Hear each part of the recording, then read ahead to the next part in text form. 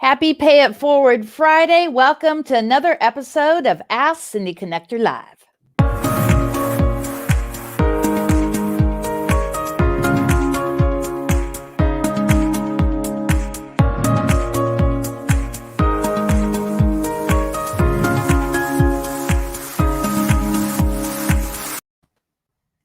Whoa, hello. This is Cindy, your host at Ask Cindy Connector Live. Make sure that you go to TikTok, Facebook, and Instagram, and go to YouTube over at Ask Cindy Connector Live. You're going to hit that subscribe button. Make sure to hit that bell icon to get notified of other awesome videos.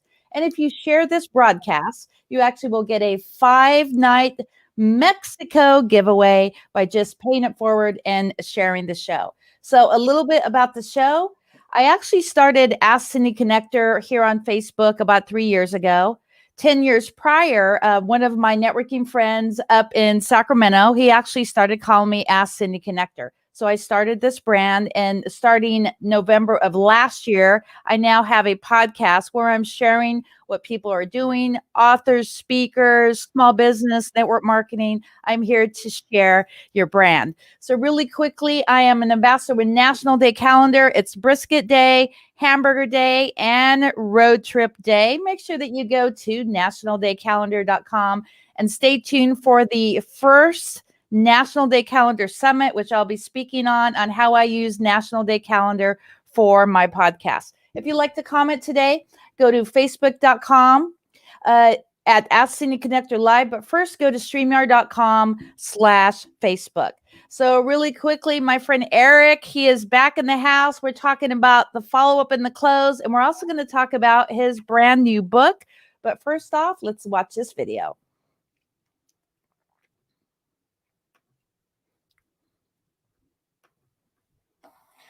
Hi, this is Eric, and this is a short video for all of my friends in ELI Tech. And I want this video to inspire 100 of you to write a book just like this one. See how thin that book is? This book is under 40 pages, and here's the concept. It's called 21 Ways to Close More Sales Now. It's a bestseller on Amazon.com. The idea is for you to publish, upload to Amazon.com, which gives you credibility. There's many other benefits to writing a book. The beauty of this one, though, 21 ways to fill in the blank. 21 ways to lose weight now. 21 ways to fill in the blank, whatever it is that you do. It's 1 to 3 paragraphs per idea. You can write the book like I did in 1 day. Then you want to publish and upload it to Amazon.com. If you like the idea, it's all about action. Set a deadline. Focus on completion versus perfection. I'm looking for 100 books to be inspired from this short video. Thanks for watching, and I want to acknowledge you for being in the program. Awesome. Welcome, Eric, to the show. How are you, Eric? Hey, Cindy. Doing great. Great to be here. Thank you for coming back. I'm so excited about today. So let's talk about the follow-up and the close. But first off, let's go a little bit on your background and your backstory. Yeah, so I'm a college dropout, former cook at McDonald's. I went into sales in the early 1990s, and I was terrible at it. I was the bottom guy on the team, and I was told if I didn't hit my quota the next month, I'd be fired.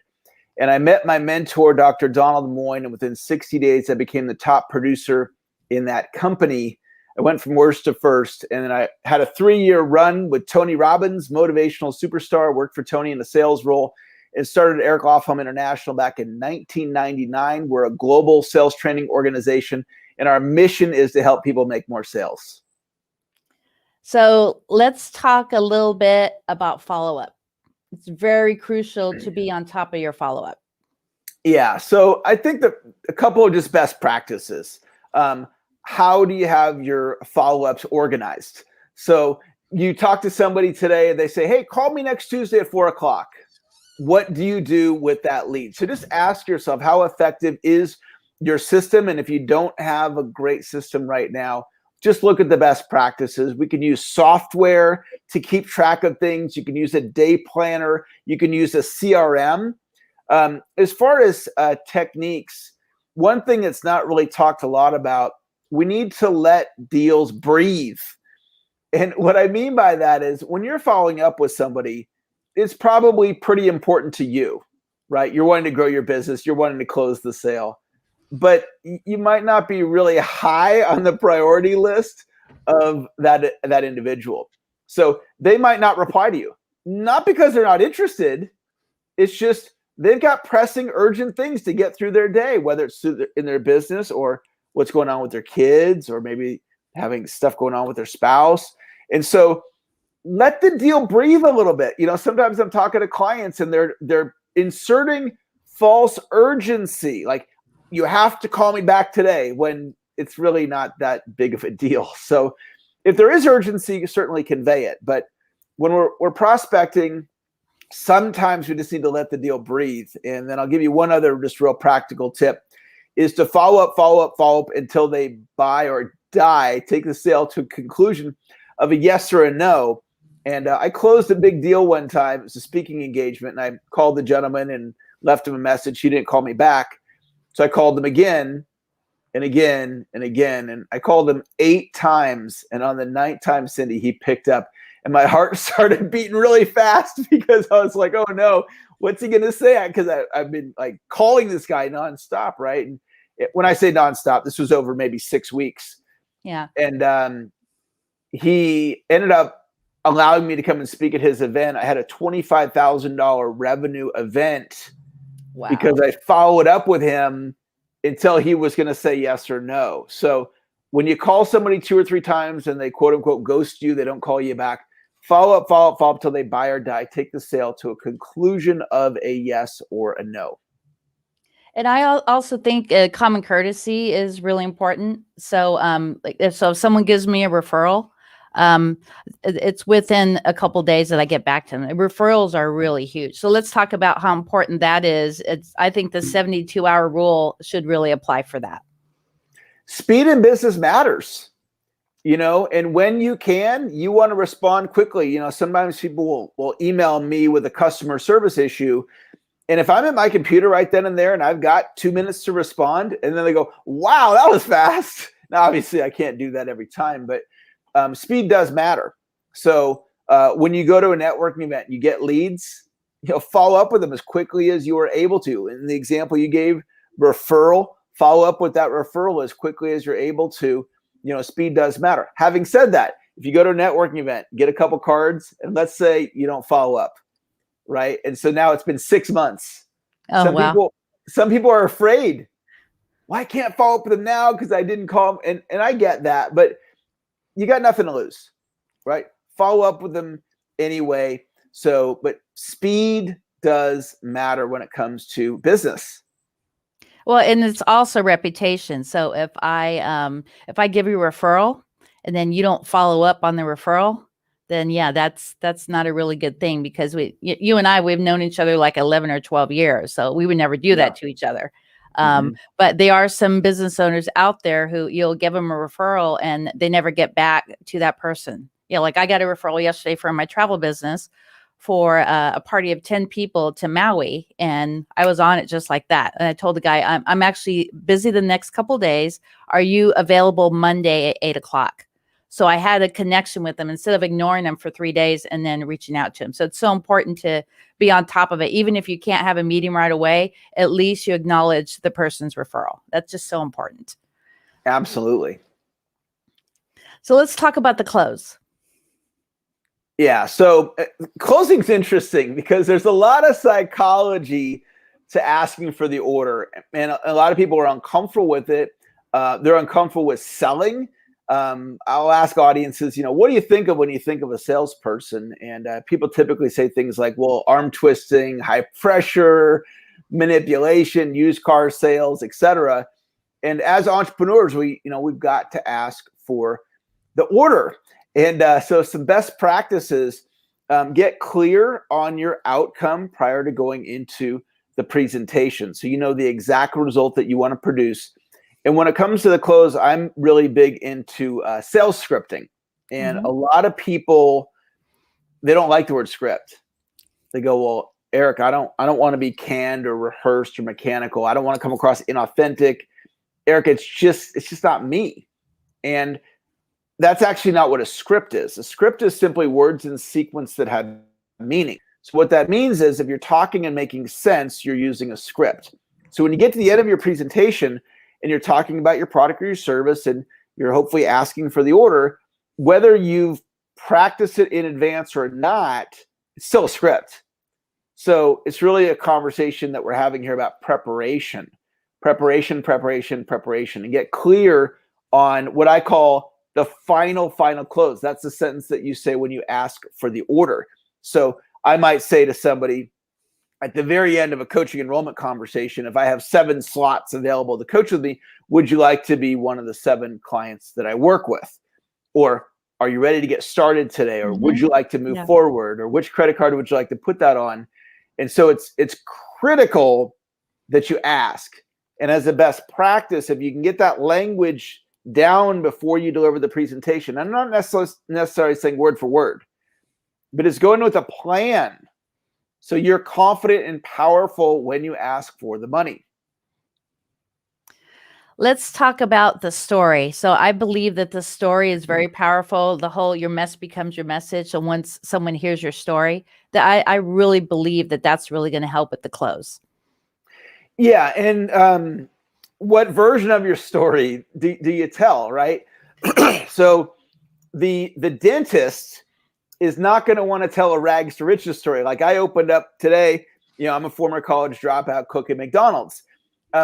I don't want to hear that my dentist is a college dropout or he was homeless. Like there was a period of time in my life when I was homeless. There was a period of time in my life when I went bankrupt, right? That's a rags to riches story. And it's inspiring for entrepreneurs, but we don't want our dentist to have gone through bankruptcy, okay? So we want to think about what is the type of story that I want to tell. Like you being in travel, what's going to be most important to me is, hey, you're passionate about travel. You're very detailed. You love helping people organize their plans so they can have a great experience. These are the types of things that are going to be important to me. So you want to think about what type of story do you want to tell?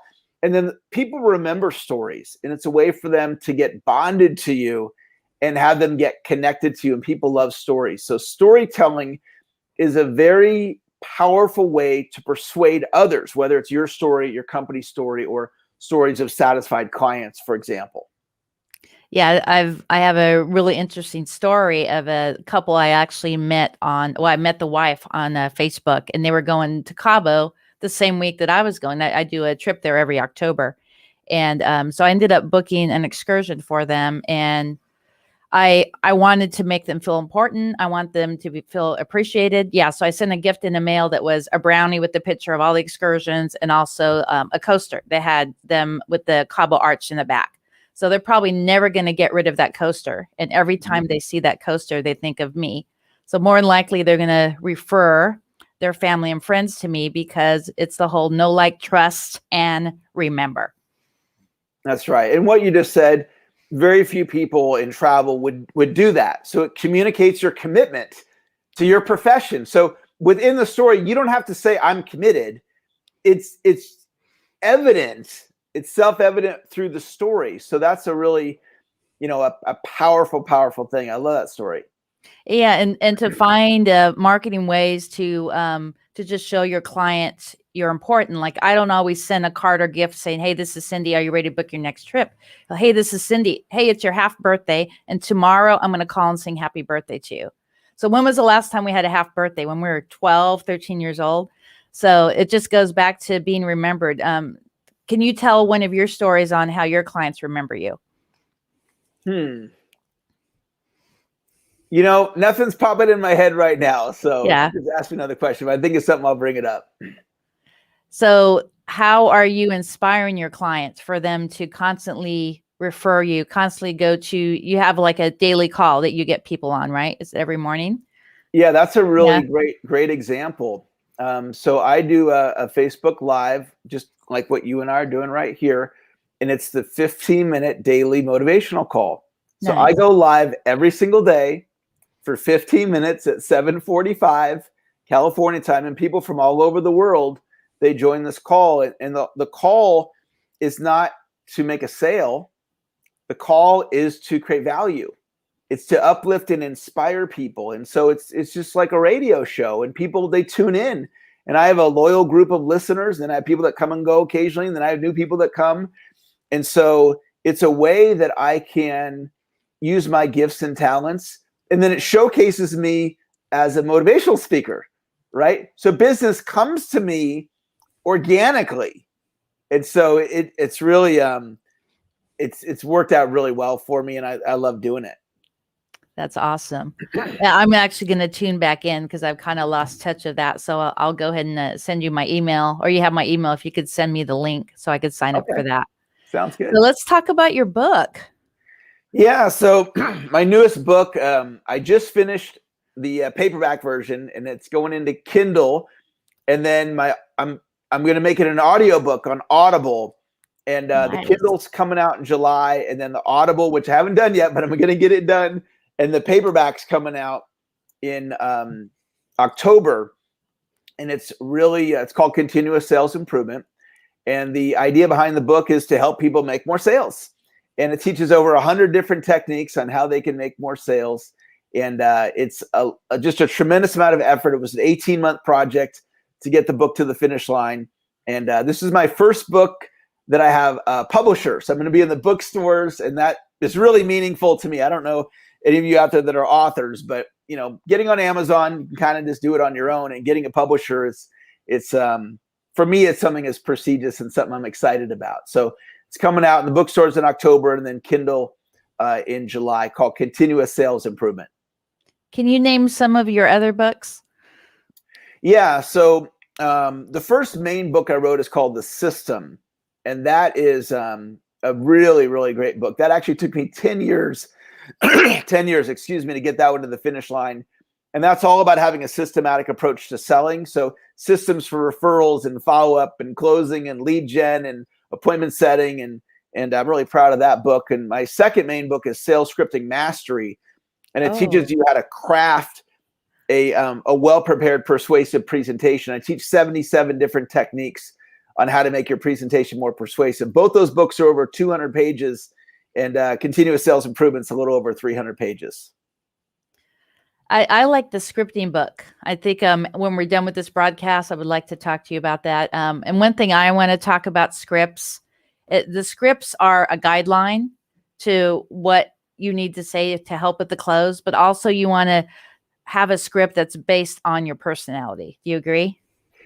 Yeah, absolutely. And like if I give somebody a script, it's written from my voice, but that might not resonate with them. I'm a pretty laid back, easygoing, soft, gentle type of a personality. And other people, they might be more assertive than me. And so they look at my language and go, that's too soft for me. I'd be more direct. So there's different ways of doing it. Even though I'm a phenomenal script writer, it doesn't mean my script's going to work for you. So if you can look at the essence of the script and then ask yourself, how would I say that? How would I communicate that message so you're delivering it in an authentic way to really connect with your prospect? I mean, the easiest one. Are you ready to get started? It's the easiest one. Yeah, that's a great way to ask for the order at the end, and it'll get the job done for sure. So we have about 1 minute left. Any tips on some of the stuff we talked about today? What I would say is this: when it comes to sales mindset, some people say, Eric, I'm just not good at sales. Here's the reality. You can become good. You can become great. You can master sales. And that's true with referrals, follow-up, closing, appointment setting. You can become good at appointment setting. You can become great. You can become a master appointment setter. It's a mindset of optimism and possibility. And that's a main message that I love to share with people, to let them know that they can do a lot more if they want to. And a really quick shout out for your website. ContinuousSalesImprovement.com. ContinuousSalesImprovement.com. And when you go there, you can get chapter 1 of my newest book, Continuous Sales Improvement. And your social media sites. Just type in Eric Lofholm. So I'm the only Eric Lofholm in the world. So YouTube, Instagram, LinkedIn, Facebook groups. Just type in Eric Lofholm, and you can find me. I love to connect with people on social media. Awesome. So I'm going to put you in the green room. I think there might be some champagne and brisket there. So Awesome. I'll see you in just about a half a minute. Thank you. Sounds good.